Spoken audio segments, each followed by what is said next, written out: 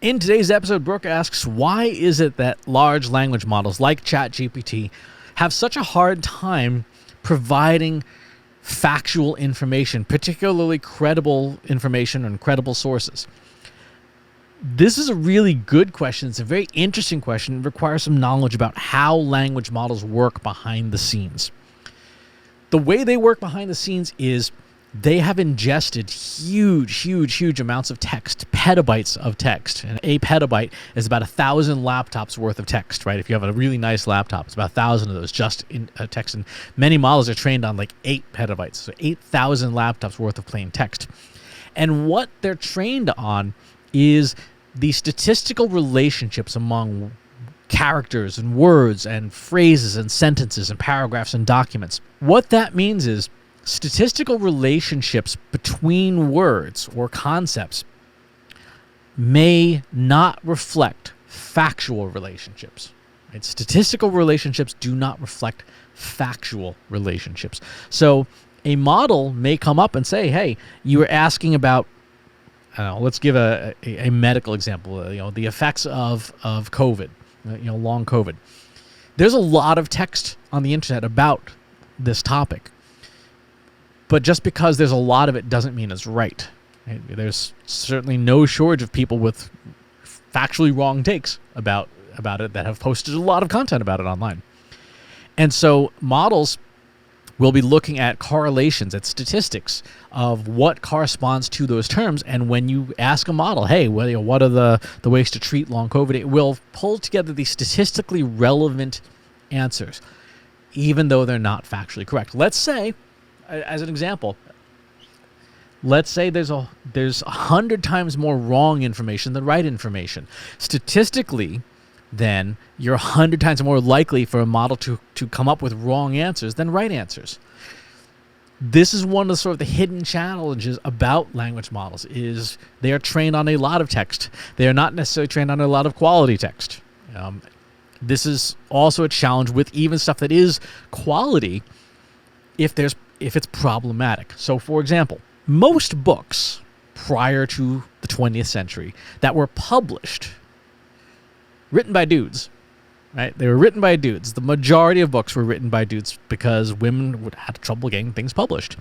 And so even if you had only a high quality sample of public domain books, like you'd see in Project Gutenberg, there's an inherent bias to that data because the books that were written by women prior to the 1900s may not have been published and may not have survived, and therefore a language model that's drawing on that knowledge is automatically going to be biased, right? It's automatically going to have trouble doing stuff that's factual from today's point of view using that corpus.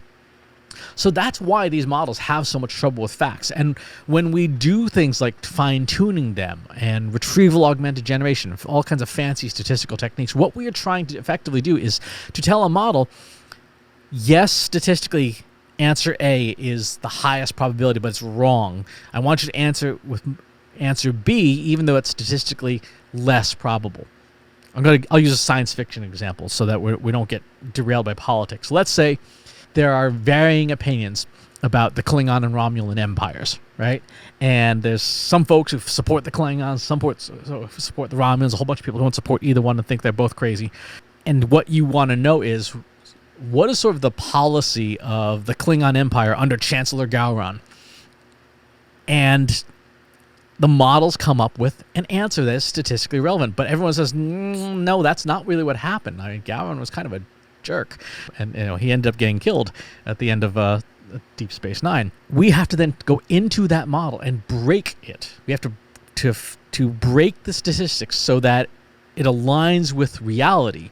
Even though there's all these folks, on the Klingon homeworld who are touting how wonderful Chancellor Gowron was, we're saying even though that's the highest probability thing, it's still wrong.